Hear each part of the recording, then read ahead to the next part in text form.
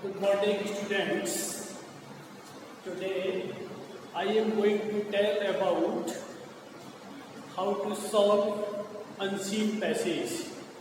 Unseen passage को कैसे solve करते हैं?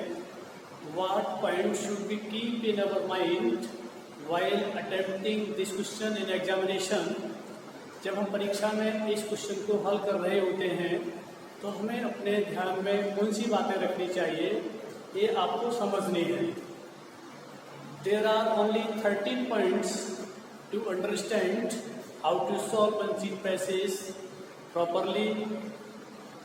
9 points have been displayed on the board and remaining 4 points will be explained orally. Some tips to solve unseen passage. unseen passage को solve करने के लिए कुछ टिप्स हैं, आपको समझना है. पहले इंग्लिश में, इसके बाद हिंदी में. The mindset with which you read it and what is your motive or expectation for the passage. unseen passage को पढ़ते समय अपना माइंड सेट करना चाहिए.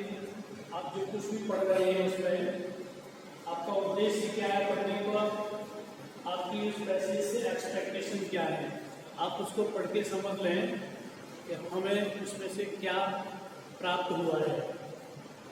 Simply put, reading aptitude is what you want from reading. यानी पढ़ने से आप उससे क्या प्राप्त करना चाहते हैं, आपका एप्टीट्यूड क्या है, वो समझ लेना चाहिए कि पैसेज किसके विषय में है.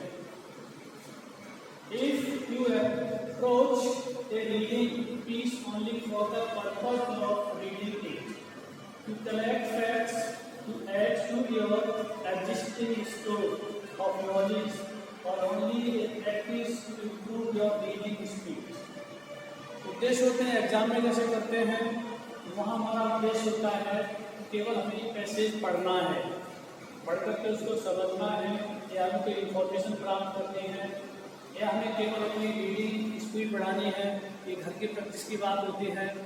एग्जाम में हमें उसका पर्पस समझ में आना चाहिए कि केवल पढ़ना है इसलिए सॉल्व करना है, ऐसा नहीं होना चाहिए. 4 point goes, consider every piece of the written information. जो सूचना दी गई है उस पैसेज में हमें हर एक पर विचार करना चाहिए. नेक्स्ट पॉइंट है approach the passage as a mystery novel. Passage को हमें एक मिस्ट्री नोवेल की तरह समझना चाहिए. जैसे एक उपन्यास होता है रहस्यमय, आपके लिए वो अनसीन पैसेज है, रहस्यमय ही है, तो हमें उसी क्रम से उसको समझना चाहिए, पढ़ना चाहिए. From the beginning stay careful clever reader. आरंभ से ही हम जब उसको सॉल्व करते हैं तो एक अपने को एस्टेब्लिश करना है, थोड़ा सावधानी पूर्वक और बड़ी चतुराई के साथ उसको पढ़ना है, समझते हुए. Remember, the first reading itself should give you all you will need.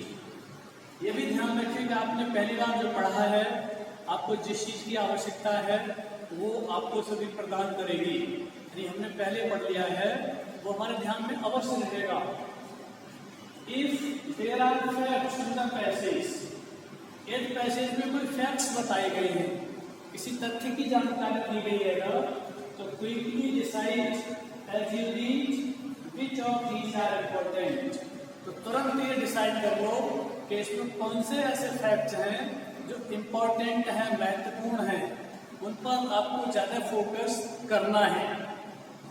Next number है, if there is an argument in the passage. यदि इस पैसेज में कोई आर्ग्यूमेंट दिया गया है, तर्क दिया गया है, तो keep trail of the argument proceeds and what are the different evidences offered. तो उस आर्ग्यूमेंट के अपने माइंड में ध्यान से यानी आगे बढ़ाते हुए सोचिएगा तो उनमें कौन से विभिन्न प्रकार के आपको एविडेंस चाहिए, प्रूफ चाहिए जो उसमें तर्क दिए गए हैं, और आप अपने तर्क से उसको कैसे प्रूफ कर सकते हैं.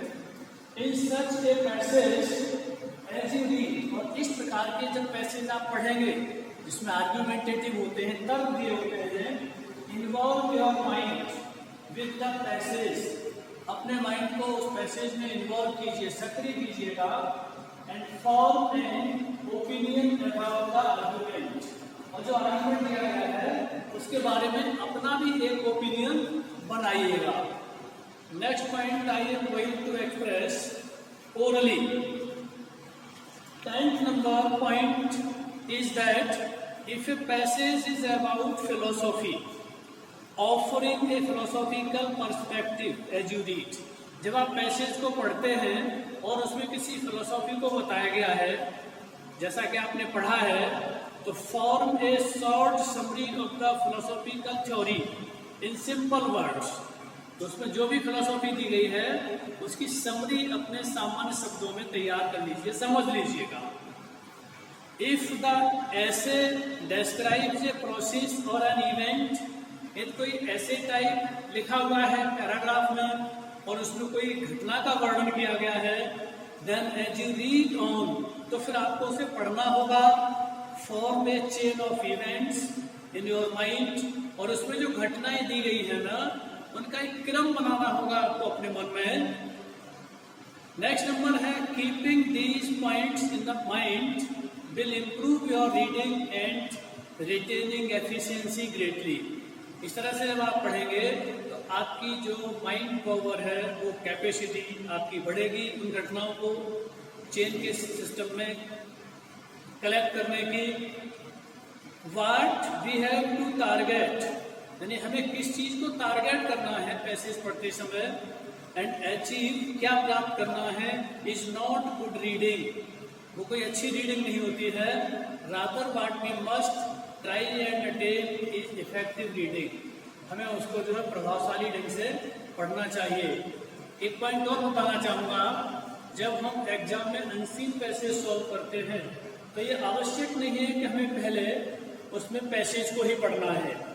हम उसको समझने के लिए एक क्वेश्चंस को पहले पढ़ लेते हैं कि क्वेश्चंस में क्या पूछा गया है, तो 25% पैसेज समझ में आ जाता है कि ये पैसेज में किसके विषय में क्या कहा गया है, क्या पूछा गया है, क्या उसका रिप्लाई दिया गया है। इसलिए जब भी पेपर में आप सॉल्व करते हैं, घर पे भी प्रैक्टिस करेंगे ना, तो हमें जो क्वेश्चंस दिए होते हैं उनको पहले समझना है। दैट्स ऑल, आई थिंक ये पॉइंट्स आपकी समझ में आए होंगे।